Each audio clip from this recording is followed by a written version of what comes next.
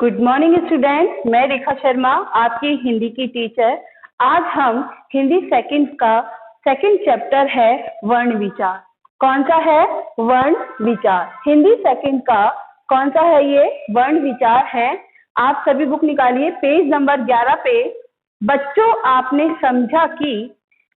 समझा कि हम अपनी बात दूसरों को बोलकर या लिखकर भाषा के माध्यम से बतलाते हैं। जैसा हमने पहले पाठ में पढ़ा था कि हम अपनी बात को या तो बोलकर या लिखकर या फिर संकेतों के माध्यम से बताते हैं। ज्यादातर हम अपनी बात बोलकर और लिखकर बताते हैं। उसे क्या कहते हैं? हम भाषा। बोलना हमारे जीवन का अभिन्न अंग है। बिना बोले हम रह नहीं सकते। जब हम बोलते हैं तब हमारे मुंह से कुछ ध्वनियां निकलती है। ध्वनियां आवाज निकलती है। इन ध्वनियों के कुछ अर्थ होते हैं जिसके कारण ही एक दूसरे की बात हमारे समझ में आती है। जैसा कि आपको बुक में 3 चित्र दे रखे हैं, कमल, आम और मछली। ऊपर कमल, आम और मछली के चित्र दिए गए हैं। जब हम इनके नाम बोलते हैं तो कुछ ध्वनियां निकलती हैं। जैसे देखो बोर्ड पे, जैसे ये कमल, आम और मछली है। कमल, इसमें कौन कौन सी ध्वनि आती है? का में आ मिला हुआ है। क्या मिला हुआ है? अ। फिर म में क्या मिला हुआ है? अ। और आखिरी वाला है हमारा ल। क्या है? ल में क्या मिला हुआ है? अ। तो इन ध्वनियों के माध्यम से पूरा शब्द क्या बनता है? कमल। दूसरा है हमारा आम। अब आम तो खुद ही हुआ है, तो आ प्लस म और अ, ये हो गया आम के टुकड़े, ये आम की ध्वनियां। तीसरा है हमारा मछली। म में हलन, म में अ मिला हुआ है, अ प्लस छ में अ मिला हुआ है, और ल में कौन सी मात्रा लग रही है? बड़ी ई की। कौन सी मात्रा लग रही है? बड़ी ई। तो इसका हो गया मछली का ये वर्ण विच्छेद। आगे देखिए, ये ध्वनियां ही हिंदी भाषा में वर्ण या अक्षर कहलाती हैं। इन्हें क्या कहते हैं? वर्ण या अक्षर। भाषा की वह छोटी से छोटी इकाई जिसके और टुकड़े नहीं किए जा सकते क्या कहलाते हैं? वर्ण या अक्षर। भाषा की वह छोटी से छोटी इकाई जिसके और टुकड़े नहीं किए जा सकते, इसके भी नहीं किए जा सकते। भाषा की वह छोटी से छोटी इकाई जिसके और टुकड़े नहीं किए जा सकते क्या कहलाते हैं? वर्ण या अक्षर। अब हमारा है वर्णमाला। वर्णमाला हिंदी भाषा में प्रचलित वर्णों के व्यवस्थित समूह को वर्णमाला कहते हैं। वर्णमाला के प्रत्येक वर्ण का क्रम निश्चित होता है। ये नहीं कि इधर का वर्ण, जैसे मानो ये मछली दे रखा है, हम इसको आगे नहीं ले जा सकते और इसको हम पीछे नहीं ले जा सकते। मतलब एक क्रमबद्ध रूप में होना चाहिए। वर्णों के समूह को क्या कहते हैं? वर्णमाला। अब वर्ण के कितने भेद होते हैं? वर्ण के 2 भेद होते हैं, एक तो स्वर और दूसरा व्यंजन। वर्ण के कितने भेद होते हैं? 2 भेद होते हैं, एक स्वर और दूसरा व्यंजन। स्वर के जो वर्ण दूसरे वर्णों की सहायता के बिना, यानी कि ये क्या है हमारे? स्वर, और ये क्या है? व्यंजन। अब इनको बिना किसी सहायता के लिए बोला, जिसको बिना किसी सहायता के लिए हम बोलते हैं, यानी इन वर्णों को बोलने के लिए हमें किसी दूसरे की जरूरत नहीं होती, वो क्या कहलाते हैं? स्वर। और जिनको स्वरों की सहायता से बोला जाता है, स्वरों की सहायता से बोला जाता है, वो क्या कहलाते हैं? व्यंजन। अब आगे देखिए, ऊपर दिए गए स्वरों के अलावा 2 वर्ण ऐसे हैं। ये 2 वर्ण जो दे रखे हैं, ये ना तो स्वर होते हैं और ना ही व्यंजन होते हैं।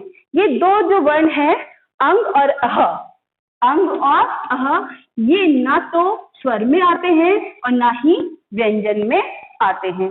सभी को पता है स्वर हमारे कितने होते हैं? आपको सबको पता है कितने होते हैं? 11। कितने होते हैं स्वर हमारे 11 और व्यंजन कितने होते हैं हमारे 33। कितने होते हैं व्यंजन 33।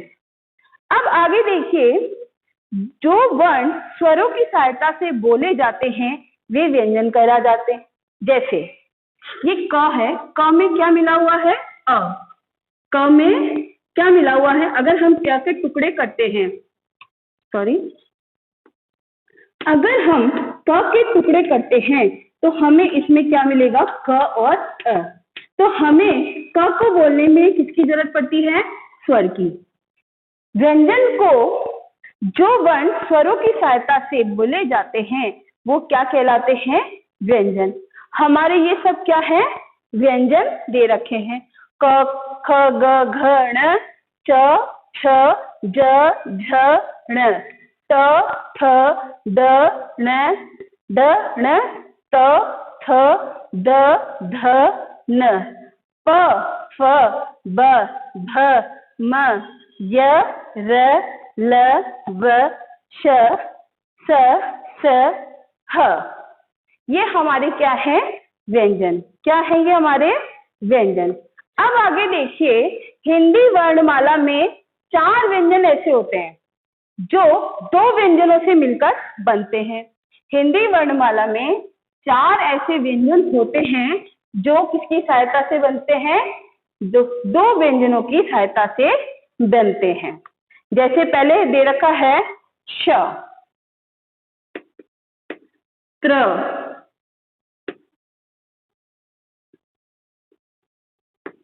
ज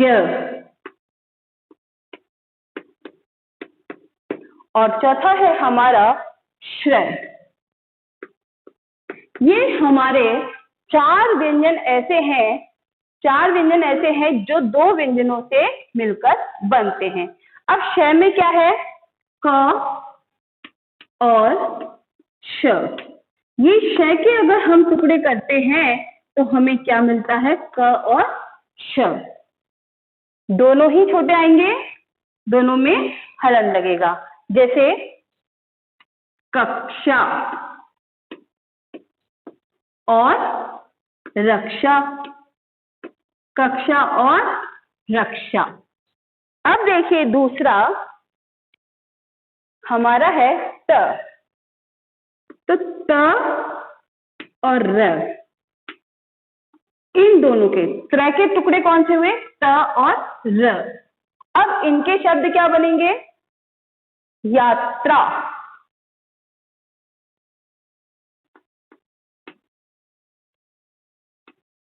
यात्रा और मात्रा।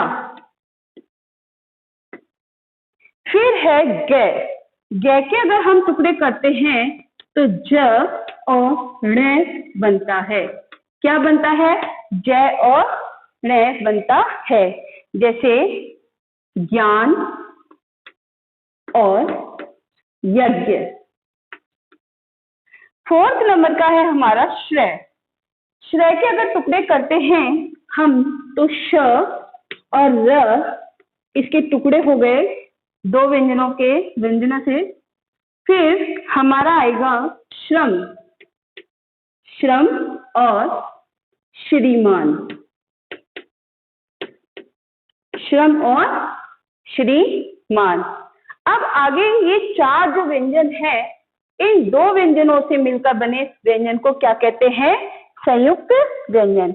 ये व्यंजन क्या कहलाते हैं, संयुक्त व्यंजन। कौन से व्यंजन कहलाते हैं, संयुक्त व्यंजन। ये हमारे संयुक्त व्यंजन हैं।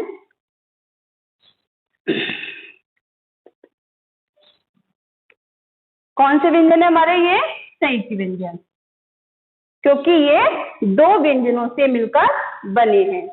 आगे है, अगर इसको समझने के लिए देखो कि जब भी हम देखो कक्षा है, कक्षा के अंदर अगर हमारे इसको टुकड़े करने पड़े, कक्षा में अगर हमें इसके टुकड़े करने पड़े तो हम क में अ मिला हुआ है प्लस, अब ये क्या आ रहा है हमारे श, तो श के 2 टुकड़े करें तो हम जब लिखेंगे तो इसको इस तरह से लिखेंगे, श प्लस आ। ये हमारा हो गया अव्यय, उदाहरण हो गया, यानी कि श के टुकड़े जब हमने करे तो ये हमारा आ गया।